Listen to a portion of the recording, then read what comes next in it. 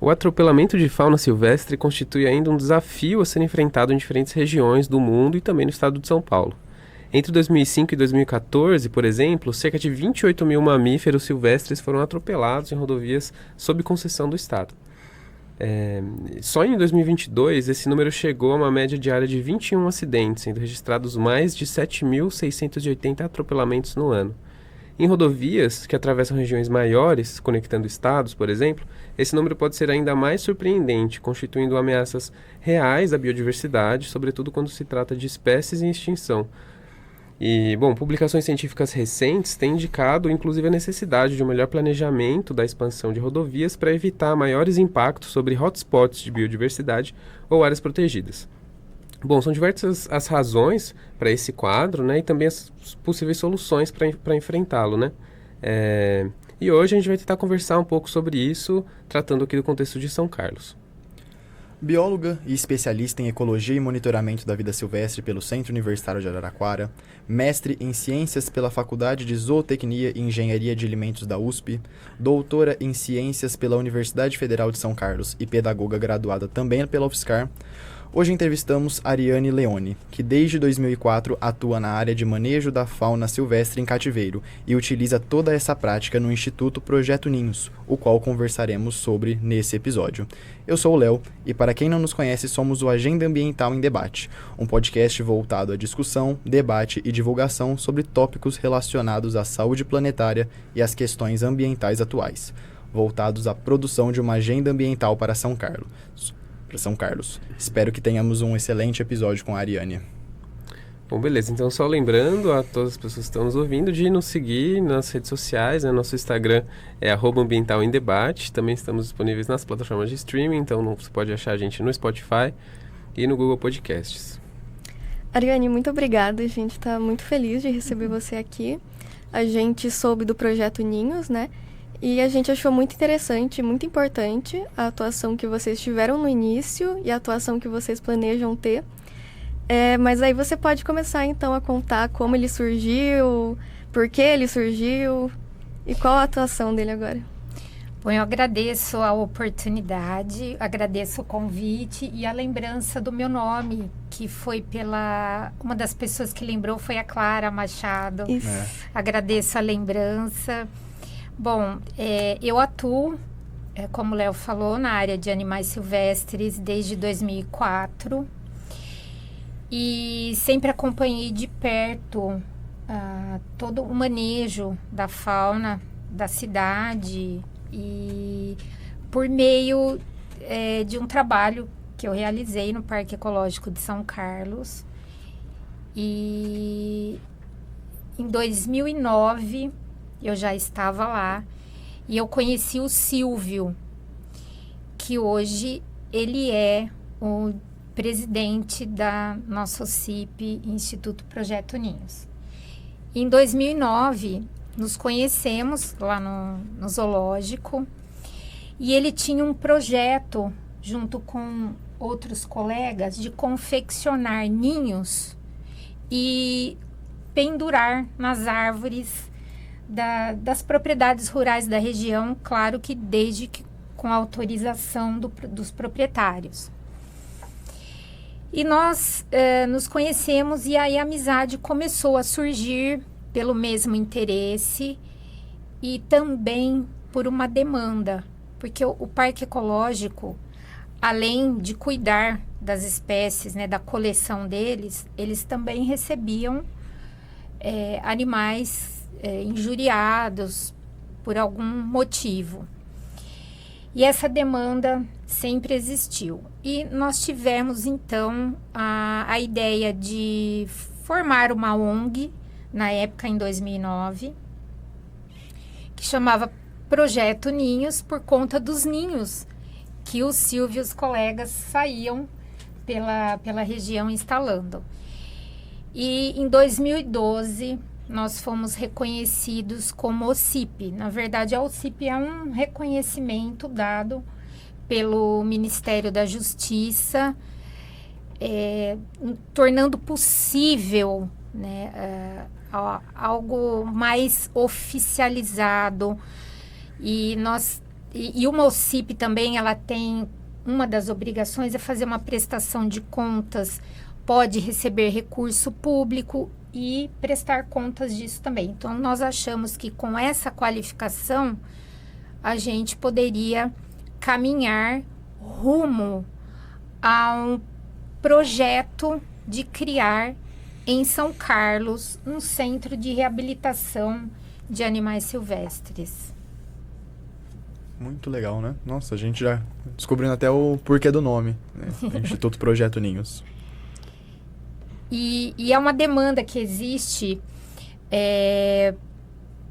Em 2020, foi feito um levantamento prévio pela Polícia Militar Ambiental do Estado e eles pontuaram que mais de 6.000 espécies em um ano elas foram apreendidas pela Polícia Ambiental. Isso só na parte de apreensão. E para onde esses animais vão? Né? Eles precisam de um atendimento, de um acolhimento, de um atendimento veterinário, tratamento, uma reabilitação e soltura. E existem empreendimentos de fauna especializados nesse acolhimento, nessa reabilitação. E no estado de São Paulo, são 18 empreendimentos apenas, e 5 deles são voltados para animais marinhos. E se vocês quiserem colocar o slide 1 para acompanhar, eu trouxe alguns números que justificam um empreendimento desses na região. Então, mais de 6.000 animais, eles foram apreendidos em um ano. Mais de 80% são aves. Mas por quê, né? Pela beleza, pelas cores, pelo canto. Então, elas atraem traficantes, para ter um animal, uma ave dessa em cativeiro, um animal como um animal de companhia. O que é um engano muitas vezes. E então são 18 instituições no estado todo para fazer o recebimento desses animais. 5 dos estabelecimentos, eles são voltados para animais marinhos. Então, a gente pensa que o estado de São Paulo tem 645 municípios e só 18 atendendo. Dos 18, ainda 5 só animais marinhos. E alguns exemplos de cidades que têm um empreendimento. Franca, Araras, Assis, são algumas das cidades. A mais próxima nossa, Araras. E depois a gente temos também 2 estabelecimentos em São Paulo, na cidade, além de Guarujá, São Sebastião e Ubatuba. Então, poucos empreendimentos para atender muitos animais. E o que acontece? Você tem uma velocidade aí de recuperação, que essa velocidade de recuperação ela está inferior, né, à velocidade conforme vão chegando os animais. Eu não consigo cuidar de um animal silvestre rapidamente para liberar espaço na instituição e receber. Então, o que acontece? As instituições, elas vão ficando lotadas. E, às vezes, o profissional que é responsável técnico, ele recusa o atendimento porque não tem espaço. Uhum. O animal, ele precisa de um tempo. Muitos. Acho que a grande maioria precisa desse tempo para recuperar. Então, não acompanha a velocidade de chegada com a de saída. E aí, fica complicado. Em São Carlos, eu tenho Tem mais dados números... aí? Por favor. Que já é no próximo slide. Foi um levantamento também prévio com dados não publicados, mas a gente mostra aí que foram 1.452 animais só na cidade de São Carlos no período de janeiro de 2015 a setembro de 2016. Então, esses animais, muitos apreendidos. E desse total, 92% eles eram aves. Então, é um número, 1.452 animais para São Carlos atender. Então, é muito Bastante difícil. alto, né? É um número alto. Por um período pequeno, né? De um pouco mais de um ano e meio. É, 1 ano e meio. E eu acredito que hoje esses números estejam maiores, né? Mais elevados. Por conta da urbanização. E por conta também do tráfico ainda representar um grande problema. E qual seria o encaminhamento desses animais sem os centros de reabilitação? É muito difícil. Em alguns casos, a polícia militar ambiental, ela conta com ajuda pontual, que o projeto Ninhos, ele oferece essa ajuda pontual. Nós temos alguns colaboradores que ajudam, veterinários, que fazem esse atendimento.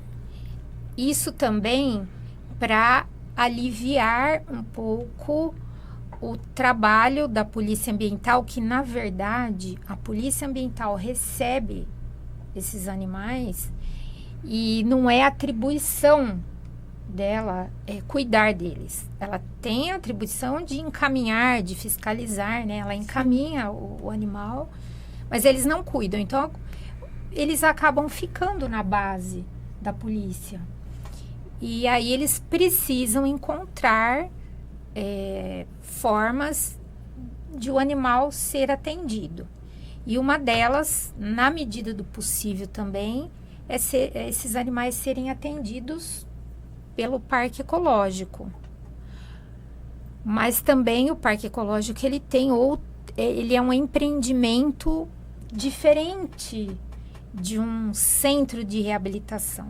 Ele tem outra finalidade diferente de um CETRAS. A finalidade é conservacionista, de educação ambiental, para fins científicos e também sociocultural. Nós podemos colocar um slide para mostrar bem essa diferença, que é uma dúvida comum. As pessoas entendem, né, como é um empreendimento voltado para animais silvestres, acaba confundindo, né, como ambos são. Mas certo. Cada um tem uma finalidade. Como eu falei, o Parque Ecológico atende funções conservacionistas para fins científicos, educativos e socioculturais. E ele é aberto à visitação. Já um centro de triagem e reabilitação, ele tem o objetivo de receber essa ave, fazer uma triagem, uma marcação, passar por todos os procedimentos técnicos até essa ave ficar reabilitada, e muitas delas poderão ser soltas na natureza novamente. Um CETRAS, ele já não recebe visitação pública. Apesar de também ter essa finalidade conservacionista, também de pesquisa, ele não tem essa função de visitação pública. Mas ele ele pode ser apto a receber visitas direcionadas de públicos específicos, como escolas, alguns projetos, grupos de terceira idade, por exemplo. Então, nós podemos receber a própria estrutura física, ela já contempla a parte de educação ambiental. A gente previu no projeto ter um espaço para receber essas escolas e eles também terão um contato visual com algumas espécies, porque nem todas as espécies voltam para o ambiente natural. Algumas chegam mutiladas, com perna ou asa, ou chega algum animal que acaba ficando cego por alguma injúria e fica em cativeiro. Então, nós pretendemos realizar a educação ambiental também utilizando esses animais que não voltam mais para a natureza como um instrumento ali, uma ferramenta de conscientização. Que com certeza é muito importante, né, para o pessoal poder ter esse bom senso, né, realmente, de como lidar com essas espécies, né? Com certeza. E eu queria te perguntar agora, assim, para manter tudo isso não é algo fácil, né, eu imagino, principalmente do aspecto financeiro. Como que ajudas vocês têm? Quais são as parcerias que o Projeto Ninhos tem atualmente? Que já teve, né? Realmente é um projeto que custa, né? E nós estamos com alguns apoios. Eu vou citar aqui esses apoios, sem os quais a gente não conseguiria evoluir da forma como a gente vem evoluindo, dando os passos.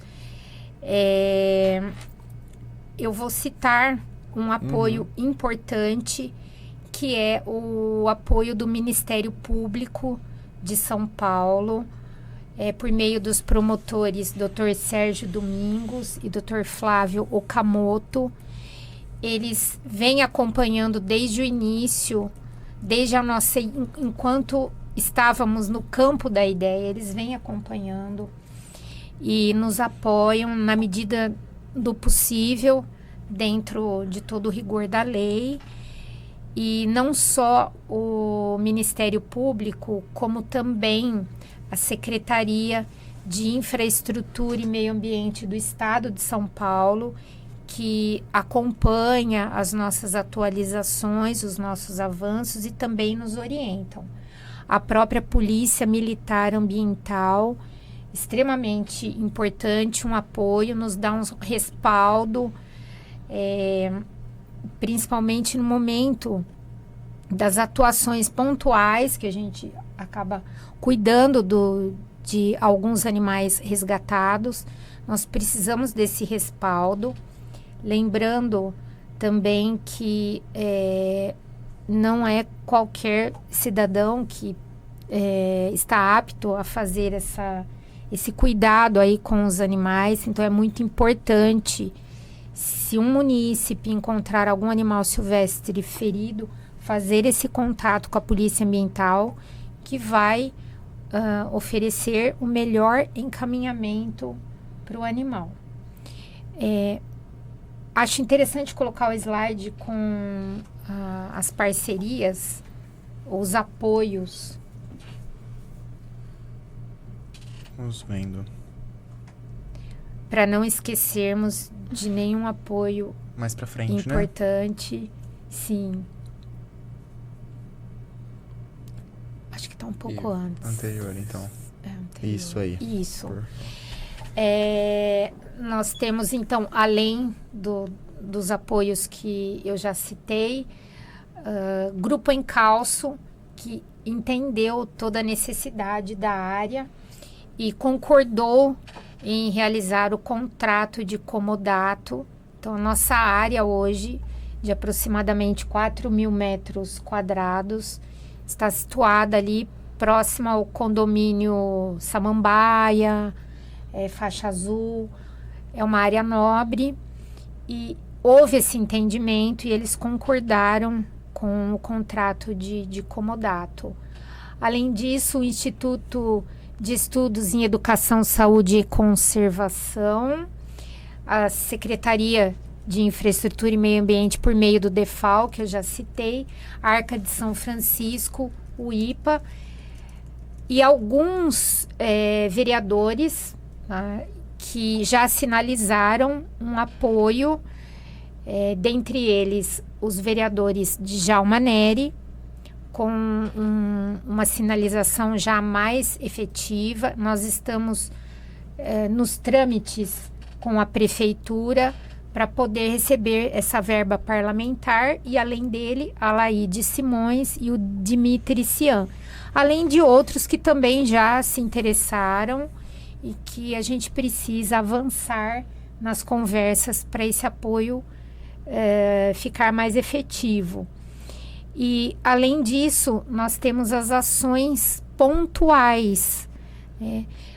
Por exemplo, o restaurante Mamãe Natureza, ele faz arrecadação de tampinhas plásticas para serem vendidas depois de um tempo. E, com o recurso, a gente consegue comprar uma papinha para filhote, uma caixa de transporte e mesmo ajudar nos custos com a área que nós recebemos na forma de comodato, e que é uma área sob nossa responsabilidade. Nós temos os encargos financeiros também, como o IPTU. Além disso, há um banho e tosa na cidade, chamado Balaio de Patas, da Elora Viana. Ela também está envolvida na campanha das tampinhas. E ela está amadurecendo a ideia de fazer a campanha para latinhas de alumínio, por conta do valor de venda, que fica um pouco melhor.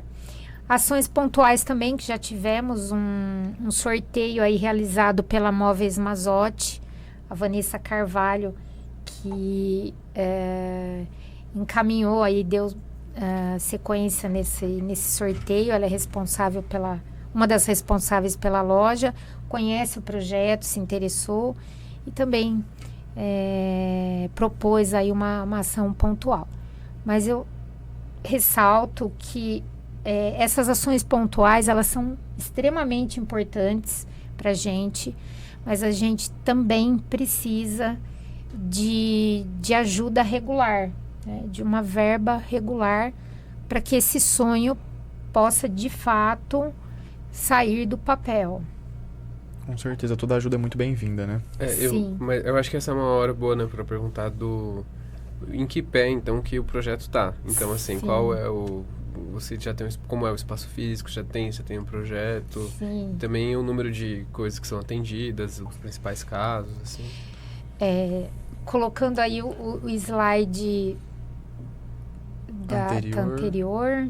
Aí eu falo que nós dividimos, né, o projeto para criar um CETRAS em 4 fases. Então, tem a fase da aquisição da área, que nós já conseguimos por meio do comodato, e projeto de arquitetura e de engenharia civil, que acabou de ser finalizado pela equipe da ESC Júnior, aqui da USP, e foi uma surpresa muito boa, porque muitas pessoas entendem que uma empresa júnior ainda é composta por alunos e que talvez eles não tenham ainda o preparo adequado para atuar como profissionais.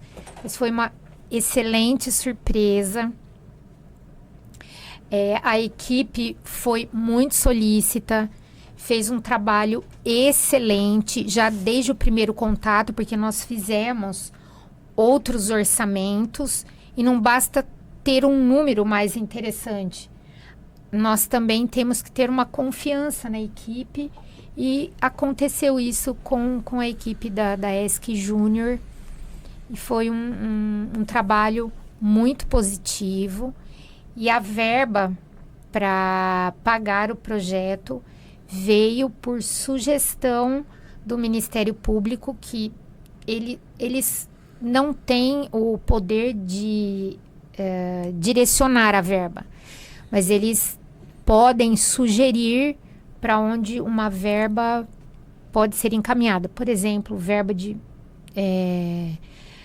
multa ambiental ou outras verbas que estão na justiça. Então, eles sugerem aí os trâmites internos, já não estão ao meu alcance, não saberia dizer. Mas eles sugeriram e deu tudo certo e a gente conseguiu, então, contratar a equipe da ESC.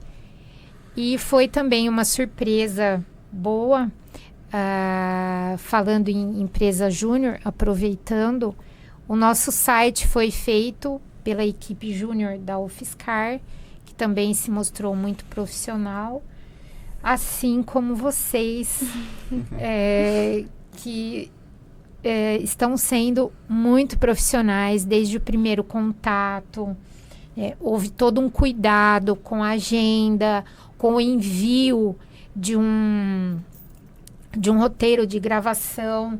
Eu já participei de outros podcasts, mas sem roteiro. E então, para mim, foi muito bom para direcionar a fala, delimitar também o tema. Porque o tema é extenso, então, assim como as outras equipes, vocês também estão de parabéns. Muito obrigado, viu? A gente fica muito feliz com o elogio. E aqui a gente está com o site, né? Que você comentou agora, do Instituto Projeto Ninhos. Isso. projetoninhos.com.br. Exatamente. Nós temos o site, aí as pessoas também podem entender um pouco melhor o nosso trabalho, quem somos nós, a nossa equipe está aí. A maioria não é da área. Tem 3 médicos, tem engenheiros, e eu estou aí como bióloga na parte administrativa também da UCIP. Essa aqui como você? Também, essa daí sou eu, a diretora administrativa e bióloga. E tem engenheiros, tem enfermeiras, toda a equipe história. Ali. Essa foto do meio é a instalação dos ninhos que eu comentei com vocês no início do programa. Quando eles saíam, o Silvio e os colegas saíam para instalar ninhos. O início mesmo do projeto. O início mesmo da ideia, eles já faziam isso, eles construíam os ninhos por conta e saíam instalando esses ninhos. E a partir daí, o Silvio me conheceu e aí veio toda a ideia. E a gente também tem reconhecimento da mídia. Né? Nós já saímos na revista Terra da Gente. Legal. Tem programa na Rede TV, quando aconteceu a reabilitação de um tucano do bico verde, que apareceu na cidade, numa floricultura. Por sorte, a dona da floricultura me conhecia, me avisou, e nós iniciamos o processo de reabilitação dele e encaminhamos para a Mata Atlântica, que é o habitat dele. E deu tudo certo também. E que outras ocorrências, outras aves ou exemplos que você tem aí? Tem as fotos no slide que seria interessante colocar também, dos atendimentos pontuais que a gente faz com o respaldo da Polícia Ambiental. Ali o tucano do bico verde, tem a cutia, maritaca, gambá, gato do mato, já atendemos gato mourisco, papagaio, tucano. Um pouquinho da história de cada de alguns daí. A cutia, por exemplo, o filhote, chegou até nós de Porto Ferreira, foi vítima de queimada, teve um ano, acho que há uns 2 anos, uma queimada intensa na nossa região, e a cutia ficou órfã e foi encaminhada. Maritaca, é muito comum recebermos pedido de ajuda, muito também por conta da desinformação, porque no período reprodutivo das maritacas, que começa em setembro, outubro e se estende até fevereiro, elas procuram telhados de residências para elas confeccionarem os ninhos, se reproduzirem. E aí chega o problema, né? Os filhotes nascem e as pessoas escutam o barulho, a movimentação, vão nos forros e retiram os ninhos e acabam encaminhando para a polícia ambiental. E o que eu acho que é uma falta de informação aí, porque a ave, o filhote até atingir a idade já de voar é cerca de 1 mês. Então a gente orienta esperar esse tempo para depois que as aves todas, depois que elas terminarem esse ciclo reprodutivo, elas deixam o ninho e aí a pessoa vai, faz uma vistoria e aí limpa e fecha o telhado. Mas muita gente não tem esse entendimento, às vezes não tem a informação e também não tem a paciência, né? Já quer resolver logo. E você sabe dizer se é legal quando acontece isso? Por exemplo, o caso da maritaca, assim, ela está em período de reprodução e ela está lá na sua casa, assim. Tem alguma restrição legal ou é mais uma orientação? É uma orientação principalmente. Tá. Inclusive, não só de São Carlos, como da região também. A gente recebe pedidos de Araraquara, como recebemos de Porto Ferreira. O ideal mesmo é não mexer e deixar o ciclo terminar. Inclusive, a gente já recebeu, agora esse ano, um ninho de João de Barro, de Rio Claro. A pessoa não quis o ninho, talvez em algum local, e jogou numa caçamba. Olha, meu Deus. Nossa.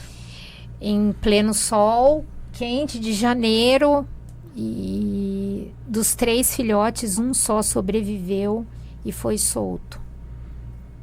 É muito complicado, né? Para que mexer no ninho, para que, né, fazer ainda lidar dessa forma, né? Lidar com essa forma é muito complicado. E quando chega pra gente, às vezes chega numa situação já complicada, né? E não só essa falta de informação. Jabuti, por exemplo, tem pessoas que ainda correlacionam ter um jabuti com problemas de respiração, que tem um jabuti em casa melhora a asma. Que doideira, não? Então, eu não sabia disso também não. Pois é, e eu até vi boato. há pouco tempo em rede social uma pessoa querendo comprar jabuti justamente por isso. Com essa finalidade. Com essa finalidade. Meu Deus. Que não funciona, não tem existe. nenhum respaldo científico. Não tem como. Não, o ideal é deixar o jabuti no ambiente dele. Ele vai prestar o papel dele ecológico, vai melhorar a qualidade do ar e, consequentemente, a pessoa vai ter um ar melhor para respirar. Mas, infelizmente, Todos esses seres, na verdade, eles têm a importância de manter o ecossistema da região, que melhora a qualidade de vida. Eles têm das pessoas também. uma importância. Tem a importância de ser dispersor de sementes, de polinizador, de predador. Todos eles têm uma importância para manter o equilíbrio. E aí o ser humano atrapalha um pouco aí. Com essas fake news acabam Sim, trazendo um desequilíbrio ainda, né? Isso. Ambiental. E elas insistem, não só ela, coruja também, tem pessoas que não gostam, porque dizem que a coruja traz azar, né? Não só, agora falando em animal doméstico, os gatos. O famoso gato preto, gato né? preto. Quer dizer, além de tudo, tem uma superstição Tem uma superstição envolvida também, né? e que não tem nada a ver. A gente tenta passar isso para as pessoas, Também usando a educação ambiental, eu falo que ela é uma ferramenta fundamental para manter o ambiente funcionando bem. E além disso, o gambá, que as pessoas acham que confundem com ratazanas e acabam injuriando o animal. A gente já recebeu animal assim, tucano. Nós fizemos um trabalho de reabilitação bem interessante. Foi logo ali nos primórdios do Projeto Ninhos, uma parceria entre Projeto Ninhos, Parque Ecológico e um sítio de Ribeirão Bonito, que o proprietário concordou em instalar um viveiro de treinamento de voo para tucano. Os tucanos foram pegos na época com uma pessoa que encontrou ninho, saqueou o ninho, justamente para ficar com os filhotes e possivelmente vender. Aí sim, você me perguntando, isso é crime. A pessoa recebeu a punição, a gente reabilitou os tucanos e nós soltamos nessa propriedade de Ribeirão Bonito. E não é tão simples assim o trabalho. Envolve uma reabilitação. Os tucanos tiveram que aprender a encontrar o alimento, né? A reconhecer o alimento que eles teriam disponíveis na área. Então, é todo um trabalho cuidadoso. Muito gradual, né? Muito gradual. Complicado de, realmente, para ele voltar a esse convívio normal da natureza, normal dele. Por isso que eu reforço que aquela velocidade de reabilitar, ela não acompanha a velocidade de chegada desses animais. Porque para reabilitar leva um tempo e chega muito mais animal do que devolvido, do recuperado para ser solto. Então, o que acontece? As instituições, elas não dão conta muitas vezes. Por isso que quanto mais centros de reabilitação tiver, melhor. Principalmente no pé que estamos, com essa urbanização, o crescimento desenfreado, às vezes desordenado, projetos que não contemplam essa parte de cuidados com os animais também. É difícil. E gato do mato, papagaio também, a gente recebe. Nós temos, inclusive em São Carlos, bandos de papagaios, né, que frequentam aqui a nossa cidade, e vez ou outra tem alguma ocorrência também, e a ocorrência de papagaios que são usados como pet, né? Então, e papagaio, por exemplo, ele vive cerca de 50 anos, então acaba a pessoa que tem acaba deixando até como uma herança ali, e tem muita gente que falece e os familiares não querem mais, transferem para a polícia ambiental e se torna um problema também, porque imagina, uma ave que estava há 40 anos numa gaiola, não é tão simples fazer esse retorno para a natureza. Com certeza. E às vezes não tem retorno. Não tem, né? Infelizmente. Ainda sobre esse assunto, no começo da sua apresentação tinham mais alguns animais, né? Você quer contar o que eram eles? Ou... Aqueles animais, acho que antes... Retornando um dos pouquinho. primeiros. Isso. Aqui. São algumas espécies de aves que a Polícia Militar Ambiental de São Carlos recebe por meio de apreensão. Então, eu comentei que as aves, elas atraem muito ainda o tráfico por conta das cores, né? Elas são bonitas, essa exuberância, tem um, né, que elas têm. canto, e também é difícil a pessoa entender que se ela plantar uma árvore, ela vai ter muitos benefícios, né? Não só do conforto térmico, frente agora a essas questões de aquecimento global. A gente viu aí um verão bem quente, então se cada um plantar uma árvore, com certeza eles terão essas aves por perto de maneira livre. E essas aves vêm mesmo. Eu já observei no jardim de casa mesmo. Vem várias espécies. Então tem e espécies coloridas. Tem espécies que cantam bonito, como sabiás. Né? Sabiá. Agora a gente está na época do sabiá do campo. Ele tem um canto bem melodioso. E ele vai porque tem árvore, tem todo um atrativo ali que não é uma gaiola. Então, se as pessoas entendessem isso. Então, essas são algumas das aves que a Polícia Militar Ambiental de São Carlos já apreendeu. E essas aves também passam por um extenso processo de reabilitação. Quando é pouco tempo de gaiola, geralmente a gente consegue um retorno rápido, mas geralmente é mais tempo de gaiola e o que requer um tempo maior ainda para reabilitar. E como eu falei, muitas não voltam mais. Algo geral, assim, o que seria um retorno rápido, por exemplo?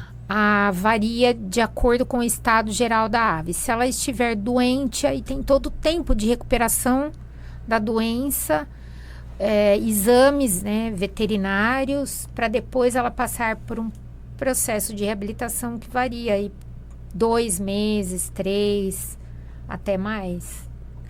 Certo. Isso. Entendi. Imagina o longo, né? Quando muito tempo isso demanda. Às vezes a gente pega também, recebe ave com a asa cortada. Nossa. É comum às vezes acontecer. Esse retorno é praticamente... Esse retorno aí demora, porque a pena demora a crescer. E mutilar a ave também é crime. Então, se um cidadão tem lá um animal silvestre, uma ave, por exemplo, um papagaio, ele já está cometendo um crime. E aí, se essa ave estiver com a asa cortada, já tem um fator mais um adicional aí. Então, é complicado. Então, e eu acho que, retornando agora um pouquinho no que você tinha comentado, até que a gente conversou antes, sobre essa parte da expansão agropecuária, da urbanização, queria saber como que isso alterou, principalmente essas ocorrências que vocês recebem, se realmente foi, nos últimos anos, foi algo que cresceu muito. Percebemos que cresceu muito ao longo dos anos, da urbanização, da ação antrópica. A gente percebe, né? As queimadas, as pastagens, né? As plantações de cana, que as cada vez mais também, as né? estradas, o atropelamento é um número que aumentou muito. Porque imagina, a urbanização, as estradas, loteamentos, às vezes os loteamentos chegam próximos às estradas, e mesmo que não seja próximo, mas você tem um trânsito ali, se ele se localizar próximo de uma mata, ali vai ter trânsito de animais, e esse número, consequentemente, aumenta. Queimadas e o próprio aquecimento global que o ser humano provoca, o que acaba provocando também essas intempéries, né? Então, essas tempestades mais violentas que derrubam ninhos, árvores. Tudo isso é fruto, né, de uma ação antrópica que parece que não vai acontecer, né, algum agravamento, mas acontece e ele já está aí, essa situação. Então, a gente precisa realmente pensar em ações preventivas, mitigatórias, e eu acredito que só vem por meio de uma educação ambiental realmente efetiva e entendimento do poder público também. Com certeza. A gente achou que ia estar muito longe, né? esses problemas, né, chegariam Sim. muito mais pra frente. Né? Isso. Mas realmente a gente já tá convivendo com isso, né? Sim, a gente já convive com o problema e precisamos agir rapidamente Com certeza. para que esses problemas sejam, se não prevenidos, pelo menos mitigados num tempo mais urgente e posteriormente fazer uma prevenção mesmo. Com certeza, essa educação ambiental acho que é o mais importante, né? O que a gente tenta trazer e espero que a gente consiga ajudar. Sim. Acho que a gente já está chegando para o final da entrevista, né? Então, só lembrando, né, que o nosso podcast ele é focado, né, para tentar... É focado no contexto de São Carlos para tentar elencar, né, enumerar ou discutir ou pelo menos apontar, né, questões que podem ser tratadas no âmbito do município numa perspectiva de construção de uma agenda ambiental, né, que convoca uma ideia de saúde planetária, assim. Sim. Então, Maju, quer fazer Bom, então o que você, Ariane, ou o que o Projeto Ninhos acredita que seria importante ser levado em consideração na construção dessa agenda ambiental para São Carlos? Eu volto a reforçar que, no nosso entender, claro, além de ter esse espaço, né, para atender, fazer esses atendimentos, que eles não vão acabar de uma hora para outra, né? Então, é importante, reforça a construção desse espaço como uma medida mitigadora de problemas relacionados à fauna, não só a fauna, a flora também, porque como eu falei, a flora depende também da dispersão de sementes e etc. Mas eu reforço a educação ambiental. Eu acho que ela deveria, inclusive, fazer parte de todos os currículos, desde a infância até as universidades. Porque o ambiente nós vivemos, é a nossa casa. Então, seja quem for, a criança, o aluno de segundo grau, o universitário, nós estamos, né, no ambiente, nós precisamos cuidar. E eu acho que a educação ambiental, ela deveria fazer parte oficialmente de projetos, inclusive municipais, porque, por exemplo, não basta só a gente, claro, vai ter o avanço, né? O progresso, ele vem, precisa de mais casa, então precisa de tecnologias, não só na construção de condomínios, como também no setor agropecuário, utilizar das tecnologias para não ficar desmatando mais ainda, né? Então, ter esse entendimento também. E a educação ambiental, por exemplo, vai construir um condomínio próximo a uma rodovia. Vamos fazer uma passagem de fauna. Mas o animal, muitas vezes, ele não tem uma placa indicativa ali para ele, olha, você vai passar por aqui. Eu acho que tem que ter a conscientização da pessoa ali. Eu falo, a educação ambiental, ela sustenta, ela é um pilar extremamente importante para levar informação, conhecimento, a orientação, formação de disseminadores também, formar essas pessoas para ficar disseminando informação, conhecimento, acabar com fake news também. A educação é importante também para entender a importância de ter um centro de reabilitação, Sim. de retornar os animais machucados para a natureza. Sim. E, consequentemente, a própria conservação da biodiversidade local, né? Sim, com certeza. E a gente percebe que cada vez mais esse número de animais ele está chegando próximo da gente, as espécies.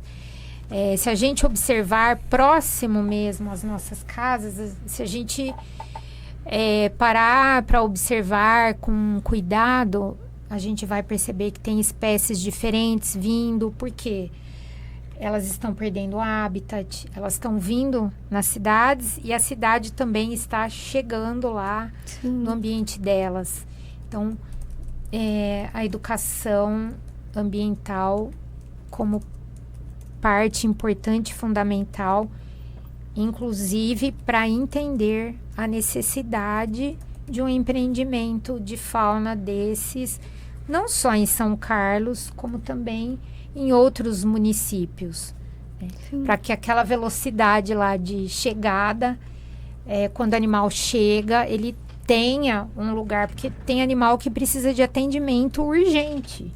E às vezes não encontra esse lugar. Né? São poucos, né? Que São nem você poucos. mostrou no começo. Ariane, Verdade. a gente, como Agenda Ambiental em Debate, te agradece muito por essa entrevista, por essa participação. Com certeza agregou muito pra gente, pra quem está nos assistindo.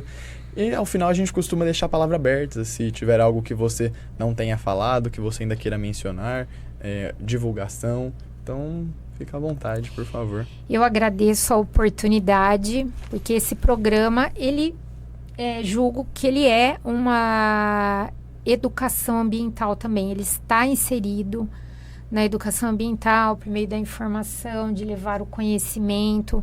Eu só tenho a agradecer. Mais uma vez, parabenizo a equipe pelo profissionalismo, pelo carinho, como fui acolhida, atenção. Eu deixo, então, nesse slide final, o nosso Pix, que é o nosso CNPJ. Se alguém tem interesse em colaborar com o nosso projeto, toda ajuda é bem-vinda, seja pontual, seja parcerias, outros apoios. Nós estamos abertos, principalmente agora que recebemos o projeto arquitetônico, nós vamos precisar de muitas parcerias. A gente espera que o município, as empresas aqui também entendam essa necessidade. Isso também acaba sendo um atrativo para o apoiador, porque eles têm os incentivos fiscais para o próprio município, por exemplo. Nós gostaríamos de que esse centro fosse referência. Então, para o município isso é importante. Oportunidade de pesquisa ali, oportunidade de trazer para esse centro alunos de graduação também para esse entendimento, para treinamento, parte científica, parte de pesquisa. E para o município, isso é importante também porque tem o lado do turismo, que o Parque Ecológico recebe muitos turistas. Sim. É um ambiente muito agradável ali.